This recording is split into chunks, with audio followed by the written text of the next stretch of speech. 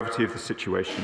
სიტუაციის სიმძიმე შემდგომ ქმედებებს მოითხოვს. რეალობა ის არის, რომ ადამიანის უფლებების დარღვევა, ძალადობისკენ წაქეზება და ექსტრემისტული რიტორიკა არამხოლოდ უკონტროლო ფრონტიდან მოდის, არამედ ამის ფუძემდებელი ისრაელის მთავრობის მინისტრები არიან. ჩვენ უნდა მოვითხოვოთ მათი პასუხისგებაში მიცემა და დავიცვათ ორი სახელმწიფოს პრინციპის სიცოცხლის უნარიანობა. დღეს სანქციებს უწესებთ ბეზალელ სმოტიჩს და იტამარ ბენ-გვირს. ჩვენ უმოქმედებთ ავსტრალიასთან, კანადასთან, ახალ ზელანდიასთან და ნორვეგიასთან ერთად, რომლებმაც ასევე გამოაცხადეს თავიანთი ზომები.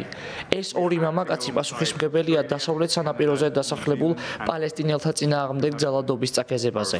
ძალადობა, რომელმაც გამოიწვია პალესტინელი მშვიდობიანი მოსახლეობის სიკვდილი და მთელი ქალაქებისა და სოფლების იძულებით გადასახლება. ეს არის სასტიკი, დამამცირებელი და სრულიად მიუღებელი. ჩვენ არაერთხელ ვუთხარით ისრაელის მთავრობას, რომ უფრო მკაცრ ზომებს მივიღებდით თუ ეს პროცესი არ შეჩერდებოდა და დღემდე მაინც არ შეჩერებულა. ეს საშინელი რიტორიკა უკონტროლოდ გრძელდება და დამნაშავეები დაუსჯელად და წახალისებით აგრძელებენ მოქმედებას.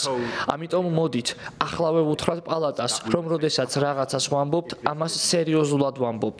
დღეს ჩვენ ჩვენს პარტნიორებთან ერთად ორ ექსტრემისტს ვაჩვენეთ, რომ არ დავსხდებით უყურადღებოდ, სანამ ისინი მომავალი მშვიდობის პერსპექტივებს ანგრევენ. Continue to act